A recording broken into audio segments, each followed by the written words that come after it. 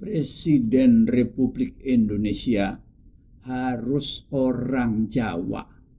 Kenapa begitu? Yuk kita lihat.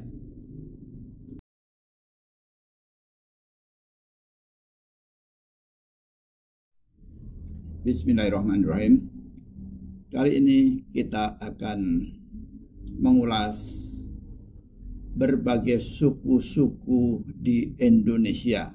Dan untuk pertama kali kita akan mengulas suku Jawa. Suku Jawa dalam bahasa Jawa adalah Jawa Ngoko atau Wong Jowo, bahasa Jawa Kromo atau Tiang Jawi, adalah suku bangsa Austronesia terbesar di Indonesia yang berada di Jawa Tengah, Jawa Timur, Daerah Istimewa Yogyakarta, serta Kabupaten Indramayu di Jawa Barat. Dengan lebih dari 100 juta orang, suku Jawa merupakan kelompok etnis yang terbesar di Indonesia dan juga di Asia Tenggara secara keseluruhan.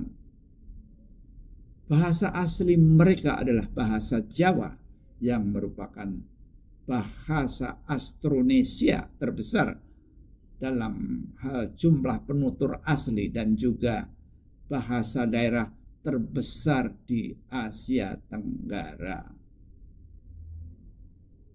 Sebagai kelompok etnis terbesar di wilayah tersebut, orang Jawa secara historis mendominasi lanskap sosial, politik, dan budaya Indonesia dan di Asia Tenggara. Pada tahun 2010, setidaknya 40% penduduk Indonesia merupakan etnis Jawa. Dan selain itu, suku Jawa ada yang berada di Kaledonia Baru atau Suriname, karena pada masa kolonial Belanda, suku ini dibawa ke sana sebagai pekerja. Saat ini suku Jawa di Suriname menjadi salah satu minoritas di sana dan dikenal sebagai Jawa Suriname. Ada juga sejumlah besar suku Jawa di sebagian besar di provinsi Indonesia, yaitu di Malaysia, Singapura, Arab Saudi, dan bahkan di Belanda. Mayoritas orang Jawa adalah umat Islam dengan beberapa minoritas yaitu Kristen dan Kejawen, serta Hindu, Kapitayan, dan Buddha. Meskipun demikian, peradaban orang Jawa telah dipengaruhi oleh lebih dari 1000 tahun interaksi antara budaya Kejawen dan Hindu-Buddha, dan pengaruh ini masih terlihat dalam sejarah budaya, tradisi, dan bentuk kesenian Jawa.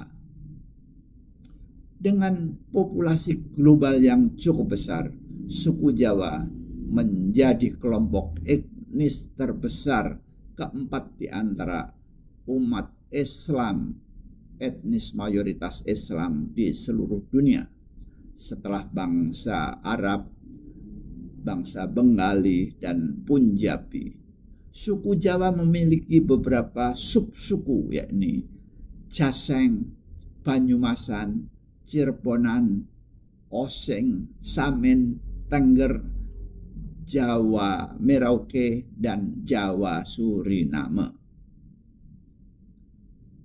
Menurut sejarah, yaitu yang tertera juga di dalam Babat Tanah Jawa, seperti kebanyakan kelompok etnis Indonesia lainnya, termasuk masyarakat Sunda, masyarakat Jawa merupakan bangsa Austronesia yang leluhurnya diperkirakan berasal dari Taiwan dan bermigrasi melalui Filipina, untuk mencapai Pulau Jawa antara tahun 1500 sebelum Masehi hingga 1000 tahun sebelum Masehi. Namun menurut studi genetik yang terbaru, masyarakat Jawa bersama dengan masyarakat Sunda dan Bali memiliki rasio penanda genetik yang hampir sama antara genetik bangsa Austronesia, Austroasiatik. Masyarakat Jawa adalah perpaduan antara orang Austronesiatik dan berbaur intermediaris dengan orang-orang Austronesia yang datang kemudian. Setelah interaksi yang cukup lama dengan orang Austronesia, masyarakat awal yang mendiami Pulau Jawa mulai mengadopsi bahasa Austronesia sebagai bahasa utama, sehingga mereka memiliki sekitar 20 hingga 30% gen Austronesia dan 50 hingga 60% gen Austroasiatik. Perpaduan genetik masyarakat di Jawa juga sangat kompleks, baik itu masyarakat pesisir di daerah maupun yang di daerah pegunungan. Bentuk wajah masyarakat Jawa juga dominan dipengaruhi oleh orang Austroasiatik seperti orang Kamboja dan Vietnam bagian selatan. Kemungkinan mengapa masyarakat yang mendiami Pulau Jawa awal mulai mengadopsi bahasa Austronesia adalah menyesuaikan diri di dalam globalisasi, perdagangan maupun pertukaran budaya dan teknologi di masanya, yang kemungkinan para penutur bahasa Austronesia mempunyai pengaruh yang sangat besar pada masa itu. Masyarakat Jawa mempunyai banyak budaya seperti Wiracarita, Ramayana yang dipengaruhi oleh agama Hindu dan Buddha yang datang melalui kontak dagang di subbenua India. Perdagangan dan pengunjung Hindu dan Buddha tiba di sekitar abad 10 hingga abad ke-5 Masehi. Dari abad 10 sebelum Masehi hingga abad 5 Masehi, agama Hindu, Buddha, dan agama masyarakat Jawa terpadu menjadi filsafat lokal yang unik. Tempat lahirnya budaya Jawa umumnya digambarkan berada di Lasem sampai dataran Kedu dan Kewu di lereng subur Gunung Merapi sebagai jantung kerajaan Mataram kuno. Wangsa Sanjaya dan Salendra adalah memiliki basis kekuatan mereka di tengah-tengah Pulau Jawa tersebut. Pusat kebudayaan dan perpolitikan Jawa dipindahkan ke bagian timur pulau ketika Empu Sendok berkuasa di tahun 929 hingga 947 Masehi, memindahkan ibu kota kerajaan menuju timur ke lembah Sungai Brantas pada abad ke-10. Pemindahan tersebut kemungkinan besar disebabkan oleh letusan Gunung Merapi. Penyebaran besar dari pengaruh Jawa terjadi di bawah Raja Kertanegara dari Kerajaan Singasari pada abad ke-13. Raja ekspansionis ini meluncurkan beberapa ekspedisi besar ke Madura, Bali, dan pada tahun 1284 ke Kalimantan, dan ekspedisi yang paling penting ke Sumatera, dan pada tahun 1275 seiring kekalahan kerajaan Melayu, kerajaan Singosari mengendalikan perdagangan di Selat Malaka. Kekuasaan Singosari dihancurkan pada tahun 1292 oleh pemberontakan Kediri di bawah Jayakatwang dan membunuh Kertanegara. Namun kekuasaan Jayakatwang sebagai Raja Jawa segera berakhir ketika ia dikalahkan oleh menantu Kertanegara, yaitu Raden Wijaya dengan bantuan penyerbuan oleh pasukan Mongol pada bulan Maret 1293. Raden Wijaya kemudian mendirikan kerajaan Majapahit di dekat delta Sungai Berantas yang saat ini tempatnya adalah di Mojokerto, Jawa Timur. Kebijaksanaan Kertanegara yang kemudian dilanjutkan oleh Majapahit di bawah Raja Hayam Wuruk dan Menteri Gajah Mada. Berbagai kerajaan di Jawa secara aktif terlibat dalam perdagangan rempah-rempah di rute laut jalur sutra. Meskipun bukan penghasil utama rempah-rempah, kerajaan-kerajaan ini mampu menimbun rempah-rempah dengan memperdagangkannya dengan beras yang merupakan hasil utama Pulau Jawa. Majapahit biasanya dianggap sebagai kerajaan yang terbesar di antara kerajaan-kerajaan di Nusantara. Majapahit memiliki kekuatan agraris dan maritim, menggabungkan penanaman padi basah dan perdagangan luar negeri. Dan bekas ibu kotanya dapat ditemukan di Trowulan, Jawa Timur.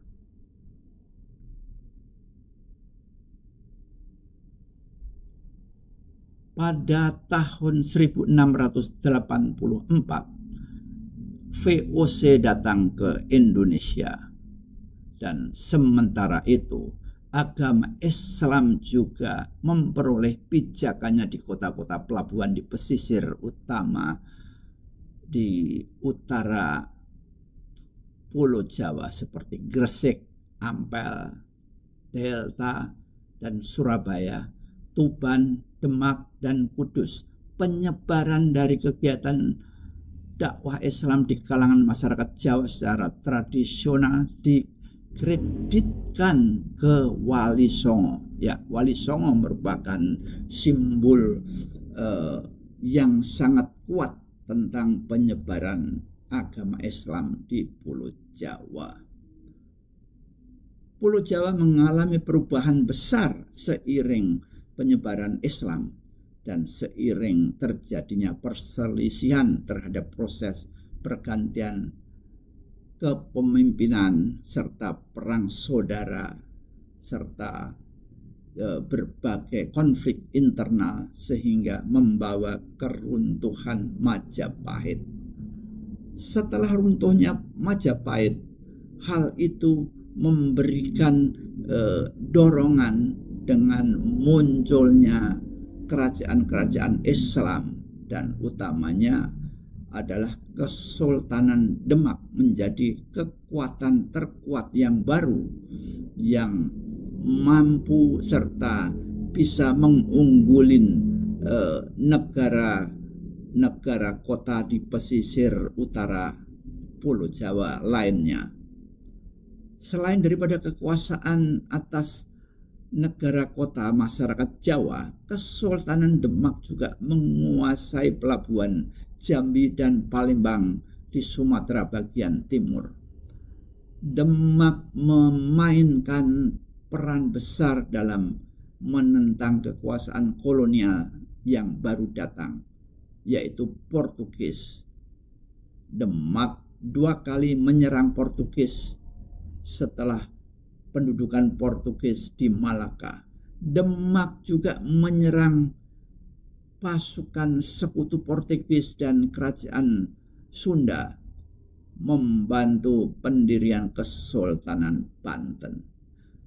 Demak digantikan oleh kerajaan Pajang dan akhirnya Kesultanan Mataram. Pusat kekuasaannya dipindahkan dari pesisir Demak ke Pajang di Blora dan kemudian lebih jauh menuju pedalaman ke tanah Mataram di Kota Gede Yogyakarta. Kesultanan Mataram mencapai puncak kekuasaan dan pengaruhnya pada masa pemerintahan Sultan Agung Anyokrokusumo antara tahun 1613 hingga 1645.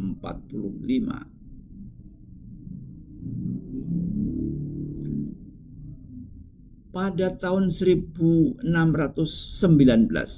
bangsa Belanda mendirikan kantor pusat perdagangannya di Batavia, dan Pulau Jawa perlahan-lahan jatuh ke tangan VOC yang akhirnya juga akan mengendalikan sebagian besar dari wilayah Asia Tenggara Maritim.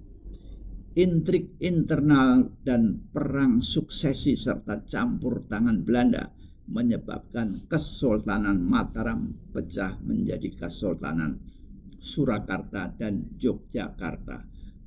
Perpecahan yang lebih lanjut di tanah Jawa ditandai dengan pendirian Kadipaten Mangkunegoro dan Kadipaten Pakualaman. Meskipun kekuatan politik yang sebenarnya pada masa itu terletak pada kolonial Belanda, para raja Jawa di keratonnya masih memiliki pengaruh sebagai pusat kekuasaan yang dikehendakinya di tanah Jawa, khususnya di sekitar Surakarta dan Yogyakarta. Sementara itu, pemerintahan Belanda sedikit terganggu dengan hadirnya Inggris pada awal ke-19. Meskipun sebentar, namun pemerintahan Inggris yang dipimpin oleh Stanford Raffles atau Raffles memberi pengaruh yang signifikan, termasuk penemuan kembali Candi Borobudur. Konflik dengan pemerintahan asing seperti Perang Jawa antara tahun 1825 hingga 1830 di bawah pimpinan Pangeran Diponegoro sepertinya sangat melemahkan perekonomian Belanda di Eropa. Secara keuangan, Belanda keteter karena Perang Jawa yang dipimpin Pangeran Diponegoro menguras banyak tenaga dan energi serta keuangan dari Belanda. Selanjutnya, pada Perang Dunia Kedua, Indonesia direbut oleh Jepang dan pemerintahan Belanda kemudian lari meninggalkan Indonesia. Dan pada saat berakhirnya Perang Dunia Kedua dan menyerahnya Jepang kepada tentara sekutu, maka momentum itu dimanfaatkan oleh para proklamator kemerdekaan untuk memproklamasikan kemerdekaan Indonesia pada tanggal 17 Agustus 1945. Namun pada saat itu di Jawa masih ada Kesunanan Surakarta dan Kesultanan Yogyakarta serta Pangeran Mangkunegara, dan mereka menyatakan menjadi bagian daripada Republik Indonesia. Dan kemudian Pakualam kemudian bersatu untuk membentuk daerah istimewa Yogyakarta, dan Sri Sultan menjadi gubernur Yogyakarta dan Pangeran Pakualaman menjadi wakil gubernur. Keduanya bertanggung jawab langsung kepada Presiden Republik Indonesia. Sementara itu, Surakarta sempat dibentuk daerah istimewa Surakarta yang kemudian terpaksa digabungkan menjadi bagian dari Provinsi Jawa Tengah dikarenakan situasi politik di Surakarta yang sedang kacau menghadapi pemberontakan. Budaya Jawa adalah budaya yang berasal dari Jawa dan dianut oleh masyarakat Jawa khususnya Jawa Tengah, Daerah Istimewa Yogyakarta, dan Jawa Timur. Budaya Jawa mengutamakan keseimbangan, keselarasan, dan keserasian dalam kehidupan sehari-hari. Budaya Jawa menjunjung tinggi kesopanan dan kesederhanaan. Budaya Jawa selain terdapat di Jawa Tengah, daerah khusus istimewa Yogyakarta dan Jawa Timur, terdapat juga di daerah perantauan orang Jawa, yaitu di Jakarta, Sumatera, dan Suriname.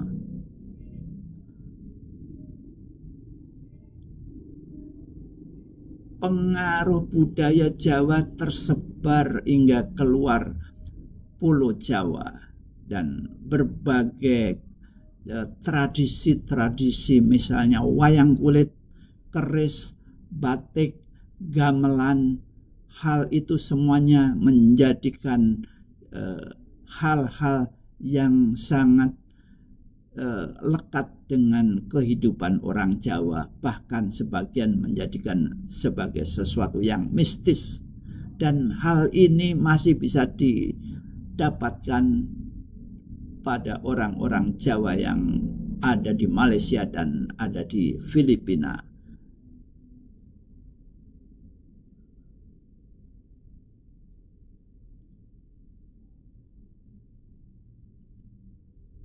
Sementara itu, gamelan Jawa rutin digelar di Amerika dan di Eropa atas permintaan warga Amerika dan warga Eropa.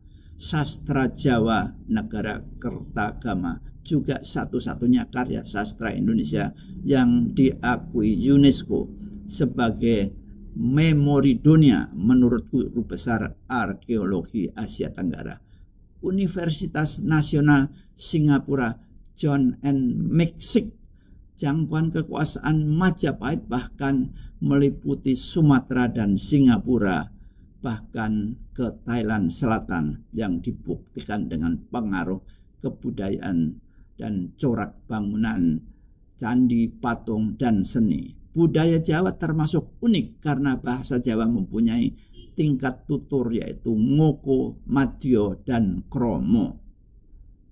Bahasa Jawa menggunakan aksara Jawa yang sangat unik yang ada kaitannya dengan tulisan huruf Austronesia yang sekarang mulai ditinggalkan. Namun apabila kita mencoba meneliti ke wilayah-wilayah lorong-lorong penduduk Jawa asli di Yogyakarta, mereka masih banyak yang bisa membaca huruf-huruf Jawa tersebut.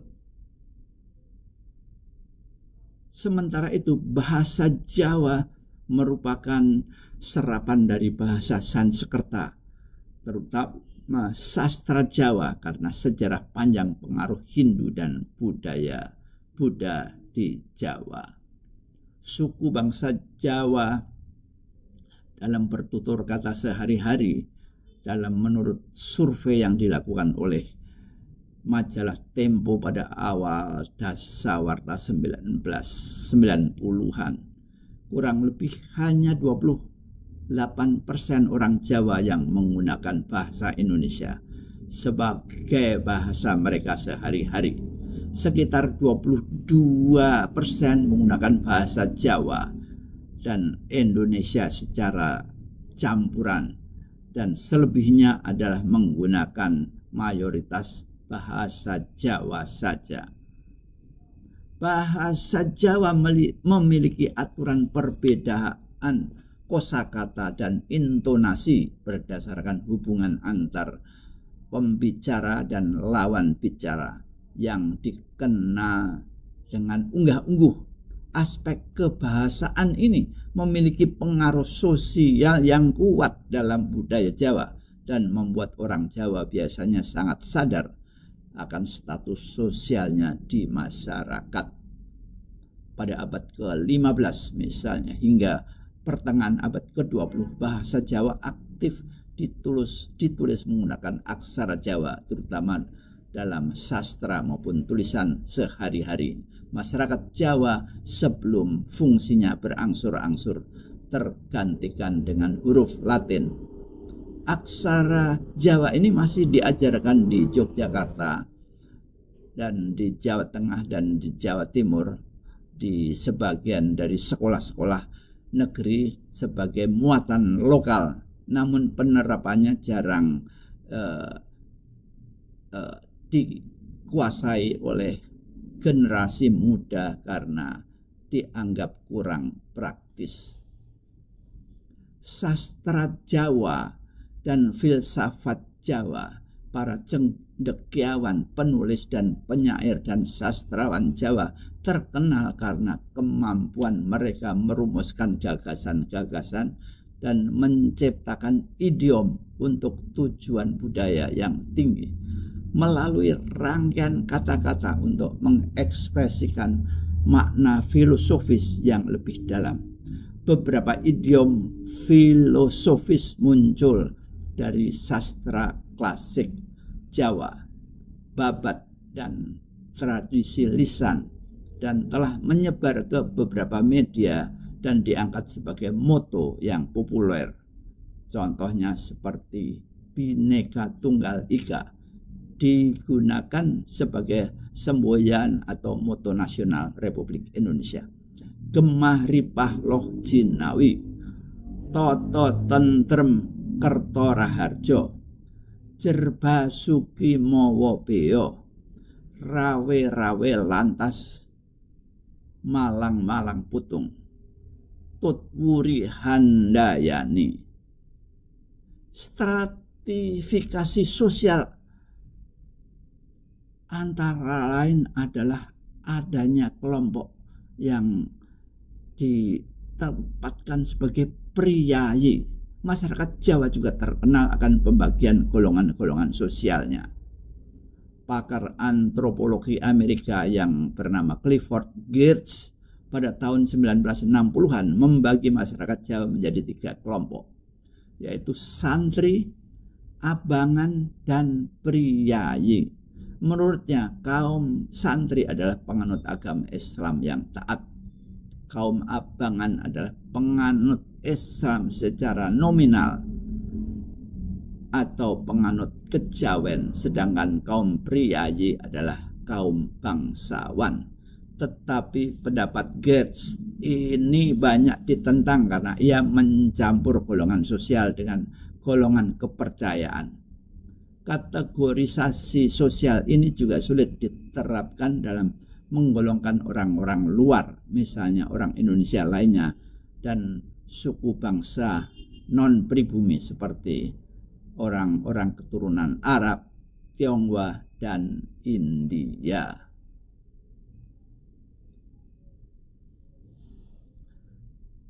Sementara itu, secara kepercayaan, orang Jawa yang beragama Islam 92,2 juta, yang beragama Kristen 2,5 juta, dan beragama Hindu sekitar 150.000, yang beragama Buddha 90.000, Konghucu 2.000, dan lainnya 9.500. Mayoritas orang Jawa menganut agama Islam. Masyarakat Muslim juga umumnya dikategorikan dalam 2 kultur, yaitu kaum santri dan abangan. Kaum santri mengamalkan ajaran agama sesuai dengan syariat Islam, sedangkan kaum abangan walaupun menganut Islam namun dalam praktiknya masih terpengaruh kejawen yang kuat. Orang Jawa juga ada yang menganut agama Kristen sekitar 3%, baik Protestan maupun Katolik. sekitar 1% orang Jawa lainnya juga menganut agama Hindu dan Buddha. Dan ada juga kepercayaan Jawa yang disebut kejawen. Kantong masyarakat Jawa Hindu masih ditemukan di kawasan pegunungan Bromo Tengger di Gunung Semeru, sedangkan kantong masyarakat Jawa Buddha ada di desa Kalimanggis, Temanggung. Seni tradisional Jawa, orang-orang Jawa ini terkenal dengan budaya seninya yang terutama dipengaruhi oleh agama Hindu dan Buddha, yaitu pementasan wayang, baik itu wayang orang maupun wayang kulit. Namun lebih mendalam adalah wayang kulit, karena di sana banyak cerita-cerita pakem dan berbagai macam tokoh dan karakter manusia digambarkan dengan tokoh-tokoh di dalam pewayangan tersebut. Reporter cerita wayang atau lakon sebagian besar berdasarkan wiracarita Ramayana dan Mahabharata. Selain pengaruh India, pengaruh Islam dan dunia Barat juga ada. Seni batik dan keris adalah dua bentuk ekspresi masyarakat Jawa. Sedangkan musik gamelan yang dijumpai di Bali memegang peranan penting dalam kehidupan budaya dan tradisi Jawa. Profesi mayoritas masyarakat Jawa adalah sebagai petani, sedangkan di perkotaan mereka berprofesi sebagai pegawai negeri, pegawai sipil, karyawan, dan pedagang, usahawan, dan para profesional yaitu dokter, guru, dan lain-lainnya. Di daerah khusus ibu kota Jakarta jumlah orang Jawa mencapai 40%, dan pada tahun 2015 dari penduduk Jakarta, orang Jawa perantauan di Jakarta bekerja di berbagai bidang. Hal ini terlihat dari jumlah mudik lebaran yang terbesar dari Jakarta adalah menuju Jawa Tengah.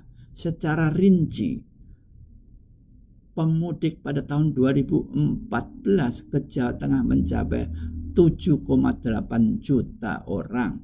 Dari jumlah itu didasarkan beberapa kategori, yaitu 2 juta orang pemudik sepeda motor, 2 juta orang pemudik naik mobil, 3,5 juta pemudik naik bus, dan 100.000 orang naik kereta api, dan 26.000 orang naik kapal laut, dan 88 orang naik pesawat terbang. Bahkan menurut data Kementerian Perhubungan Indonesia menunjukkan tujuan pemudik dari Jakarta adalah 61% Jawa Tengah dan 39% Jawa Timur. Dan ditinjau dari profesi, 28% pemudik adalah karyawan swasta dan 27% wira swasta, 17% PNS, TNI dan Polri, 10% pelajar mahasiswa, 9% ibu rumah tangga, dan 9% profesi lainnya. Dan jika diperinci menurut pendapatan pemudik, 44% berpendapatan 3 hingga 4 juta, 42% berpendapatan 1 hingga 3 juta, dan 10% berpendapatan 5 hingga 10 juta. 3% berpendapatan di bawah 1 juta, dan 1% berpendapatan di atas 10 juta. Pekerjaan orang Jawa secara historis adalah sebagai berikut: petani, kemudian pedagang dan pelaut.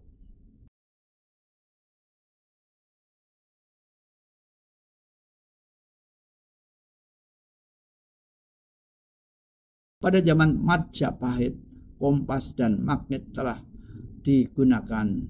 Selain itu, kartografi atau ilmu pemetaan telah berkembang.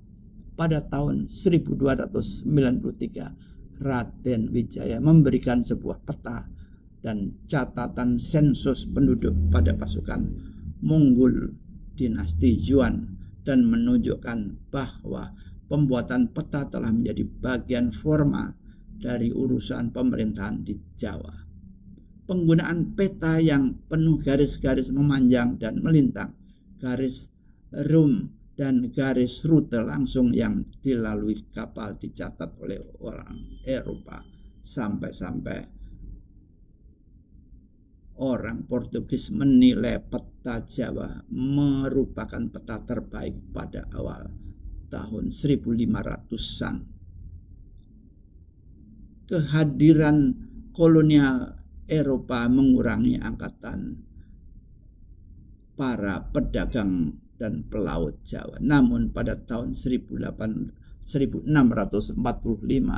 Diogo de Couto mengkonfirmasi bahwa orang Jawa pernah berkomunikasi dengan pantai timur Madagaskar. Keputusan Amangkurat I dari Kesultanan Mataram untuk menghancurkan kapal di kota-kota pesisir dan menutup pelabuhan untuk mencegah mereka memberontak pada pertengahan abad ke-17 semakin mengurangi kemampuan orang Jawa dalam berlayar jarak jauh.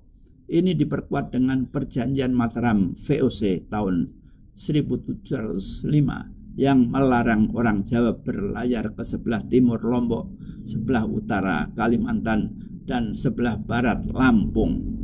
Pada paruh kedua abad ke-16, sebagian besar pedagang dan pelaut Jawa dibatasi hanya untuk perjalanan jarak pendek.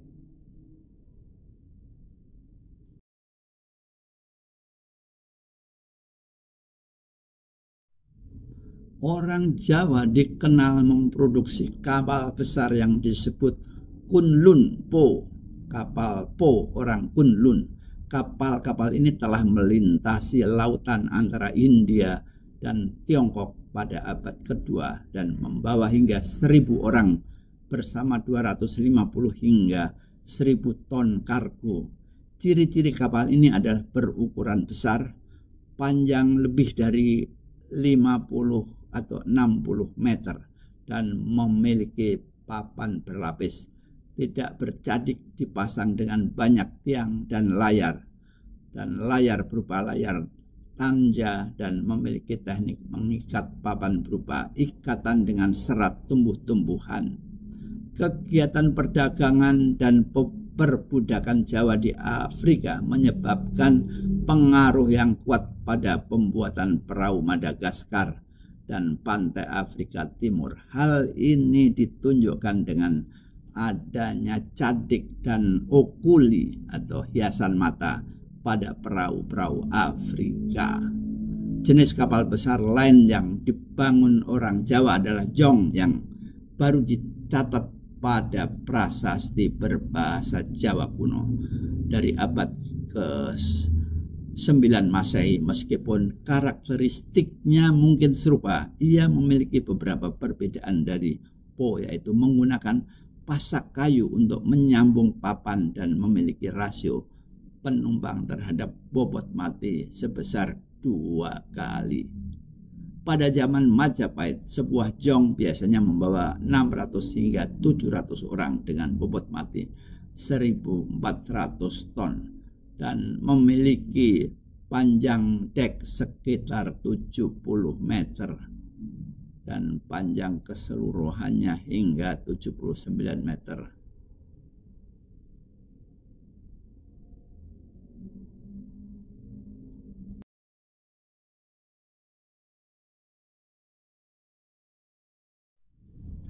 Takjub akan kemampuan orang Jawa tadi tersebut membuat Albuquerque mempekerjakan 60 tukang kayu dan arsitek kapal Jawa dari galangan kapal Malaka dan mengirimkannya ke India dengan harapan bahwa para pengrajin ini dapat memperbaiki kapal-kapal Portugis di India. Akan tetapi mereka tidak pernah sampai di India. Mereka memberontak dan membawa kapal Portugis yang mereka tumpangi ke Pasai, di mana mereka disambut luar biasa. Orang Belanda juga menyadari kemahiran orang Jawa dalam pembuatan kapal. Pada abad ke-18, galangan-galangan kapal di Amsterdam mempekerjakan orang Jawa sebagai mandor. Pembuatan kapal di Jawa terhambat ketika VOC memperoleh pijakan di Jawa mulai awal abad ke-17. Namun pada abad ke-18 mereka membuat kapal Jawa khususnya di Rembang dan Juwana dan telah mulai membangun kapal besar bergaya Eropa jenis Bark dan Brigantine. Kapal-kapal jenis ini bisa mencapai 600 ton muatannya dengan rata-rata sebesar 180 ton metrik. Pada tahun 1856, John Crawford mencatat bahwa aktivitas pembuatan kapal Jawa masih ada pada pesisir utara Jawa dengan galangan kapal yang diawasi oleh orang Eropa. Namun semua pekerjanya orang Jawa. Kapal-kapal yang dibuat pada abad ke-19 memiliki tonase maksimum 50 ton dan digunakan untuk mengangkut di sungai.